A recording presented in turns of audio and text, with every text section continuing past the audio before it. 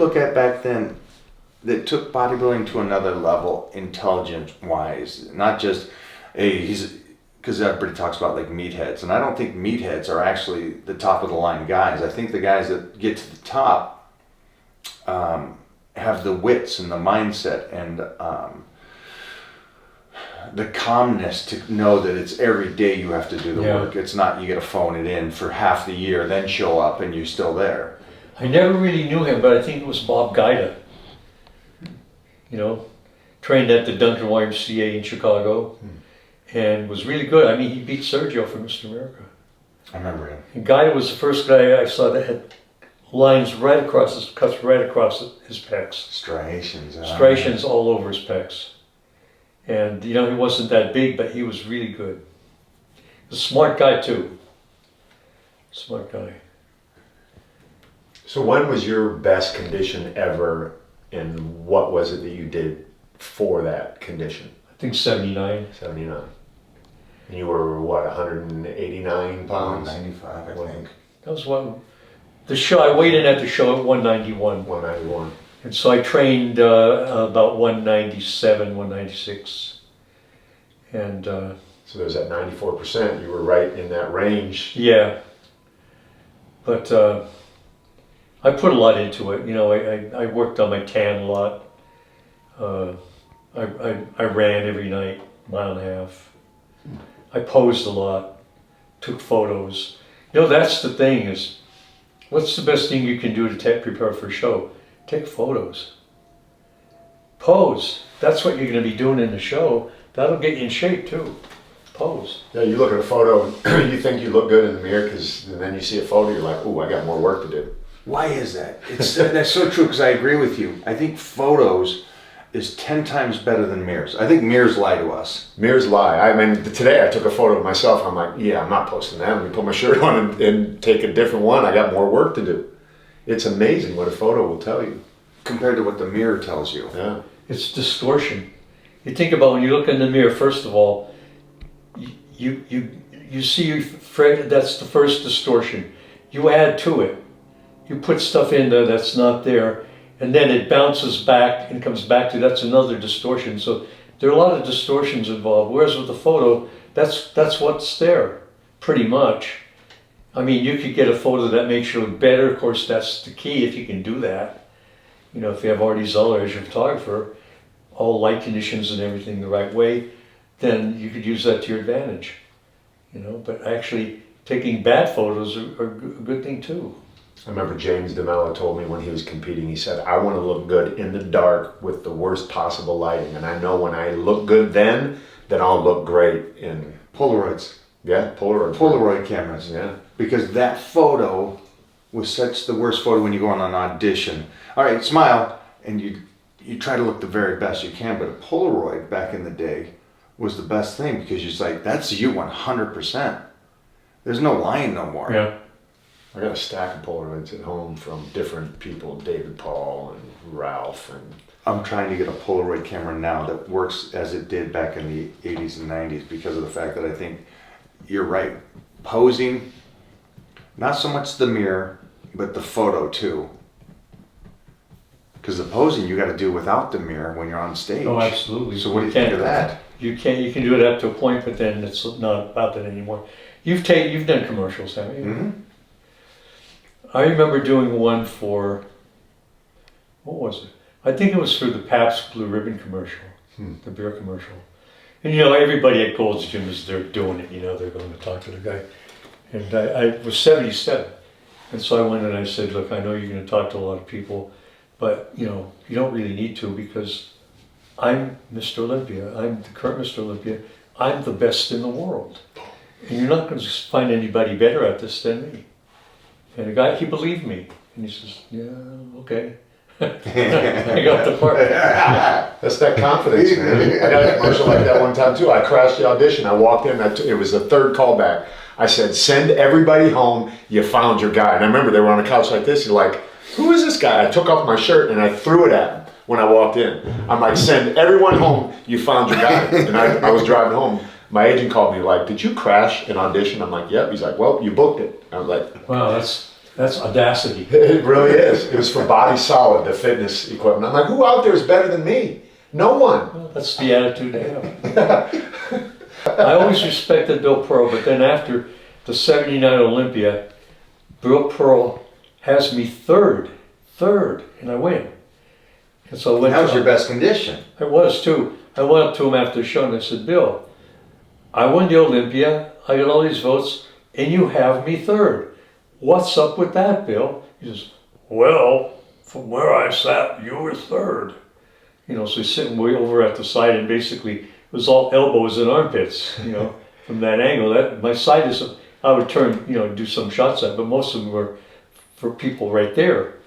And so Bill, he had his opinion all the time. Should you tell him to change his seat next time to get a better view? Just start talking to him. He was very opinionated, yes? He was. Yeah. And Dickerson was his guy because, you know, he kissed the ring. Dickerson trained at Bill's, and, you know, he was Bill's boy. And I never was. You know, I never really bowed down to any judge or went to and played up to them that much. I just wanted to win it on my own, you know. I love that. Vote what you think is the best. I love that. I hate people that kiss ass to get something done, man. But don't you think they do that today? Well, I think if people that can do it will do it. In politics, and they play them. So speaking of today, what do you think of today's bodybuilder? Like who? Anyone. Just Bodybuilding or classic bodybuilding? Because there's bodybuilding, a couple- right? So that didn't exist then. Okay, It was right. Straight, flat out bodybuilding, or whatever that is these days. What do you think of the physiques these days? Are they? I think Michael Hearn's the best. Oh, there you go. Say it. Put that on the camera. Should Michael Hearn be competing in the Mr. Olympia contest? You could. You could.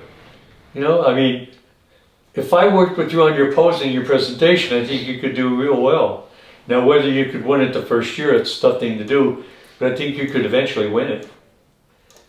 You could be the Frank Zane of today because you're not as bulky as these guys, to use the word we used on the way down here. So this is a good example of what you were asking me. Win it on shape and presentation, Boom. symmetry. Boom.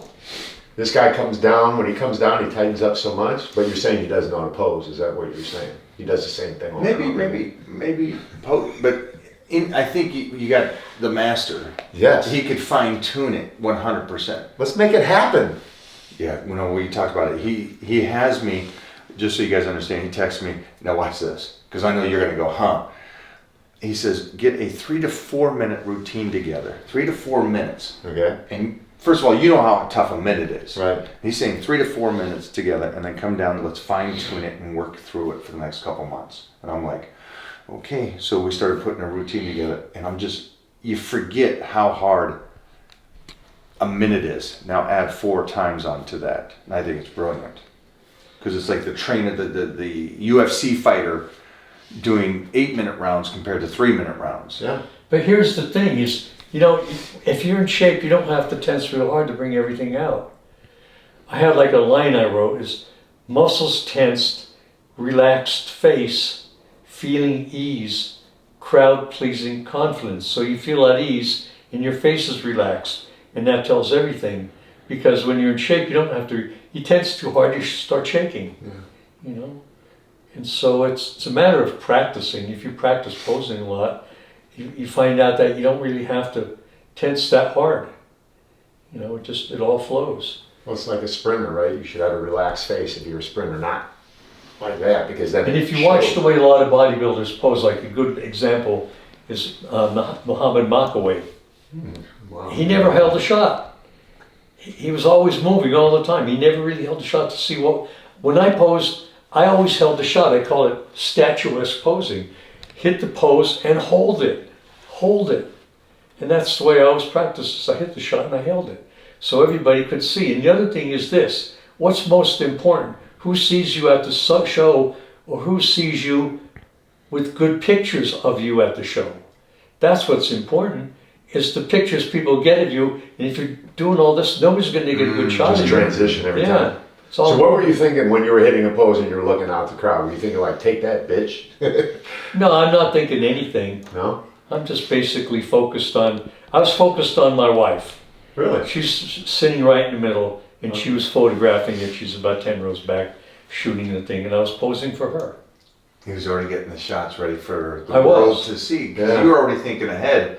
The show is so important. You got to win, but you also have to show the world why you won. And sure, Yeah. you're already getting the stuff. And I don't think people today realize that they do the show, and as soon as the show's over, they wash their hands of it. It's like, well, you still got to make the world see you. You still got to stay on nutrition. You still got to do photo shoots afterwards. Let the world and everybody see you. And that's what you were already doing back then.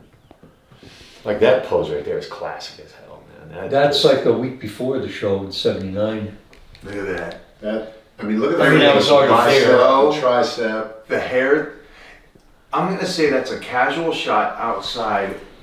No reflectors or anything. That's just a Yeah, photo. that was in Palm Springs. I had a house over there, and that's against the oleander trees.